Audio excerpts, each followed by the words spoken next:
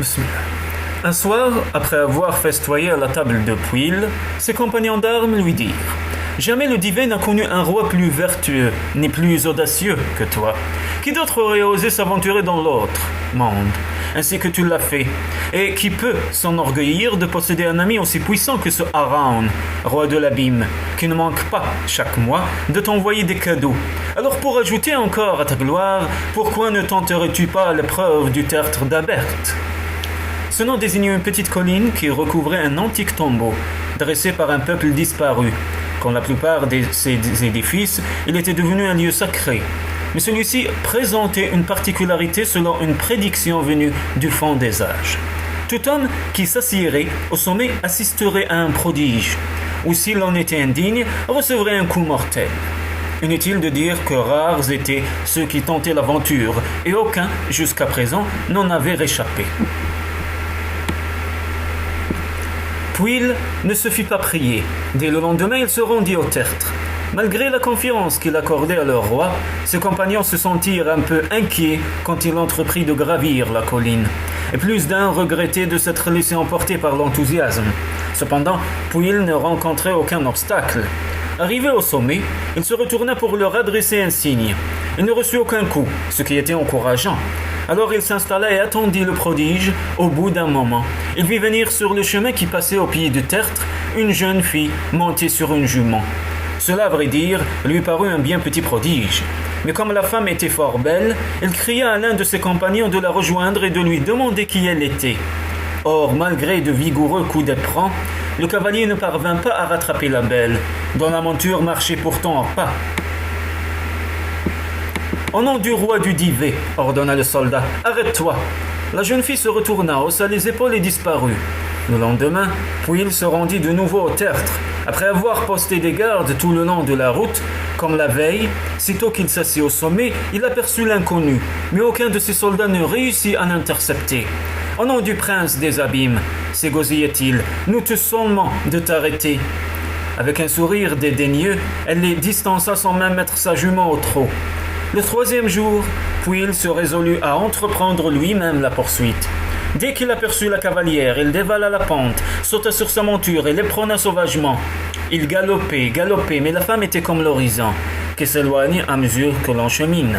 « Quel rusto je fais, maugréa-t-il. Elle n'est qu'une jeune fille. Tous ces hommes en armes doivent l'effaroucher. » Alors, comme il craignait de la perdre de vue, il s'écria sur le ton le plus aimable qu'il put.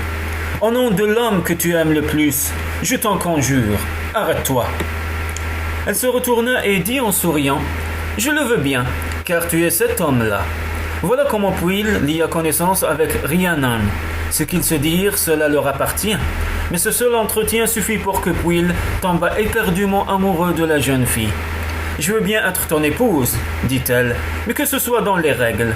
Dans un an, tu te présenteras à la demeure de mon père, le vieil Heveid. Tu connais le chemin. Sa maison se dresse au pays de l'abîme, près du gué où tu as combattu Afghan. Si tu veux toujours de moi, tu me demanderas pour épouse. »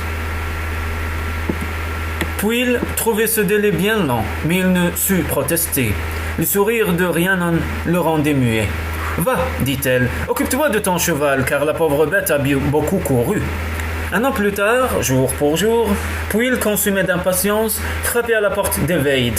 Un grand festin était dressé, le cœur battant, il en demanda la raison au portier. « C'est que, répondit le bonhomme, ce soir la fille d'Eveid épouse le roi du Divé. » Ainsi, Rhiannon n'avait pas douté de son amour. Pwyll se sentit l'homme le plus heureux du monde. Tous lui réservèrent un aimable accueil et il prit bientôt place auprès de sa fiancée, qu'il trouva plus belle encore que dans son souvenir. Or, vers la fin du repas, un homme au riche habit de velours, noir, rehaussé d'or, pénétra dans la salle. Son œil unique brillait d'un éclat fiévreux. Rhiannon pâlit à sa vue, mais Pwyll, tout à sa joie, ne le remarqua pas. « Prends place, étranger, dit-il, et réjouis-toi avec nous, car c'est aujourd'hui jour de fête. » Mais l'autre se planta devant lui. « Roi, je demande un don. » En qualité de roi et en tant que premier convive du banquet, Pwyll ne pouvait se dérober à une telle requête. Il n'y songea d'ailleurs même pas. « Parle, ce que tu réclameras, je te l'accorderai, pourvu que ce ne soit ni mon cheval ni mon épée. » Hélas, Pwyll avait encore des réflexes de célibataire. Il ne songea pas à exclure Rhiannon de ce choix. Et bien entendu, ce fut la fiancée que le borgne exigea. Pwyll, acculé à perdre ou l'honneur ou l'amour, était au comble de la consternation. Mais Rhiannon lui souffla à l'oreille. « Ce soir, ta naïveté nous perd, et tu es tombé dans le piège que t'a tendu ce démon. Je le connais, il se nomme Gwawl, fils de Clut. Depuis longtemps, il me tourmente pour que je devienne son épouse. Tu ne peux te dérober sans te déshonorer, mais n'aie crainte, j'imposerai 1 an de fiançailles à ce malotru.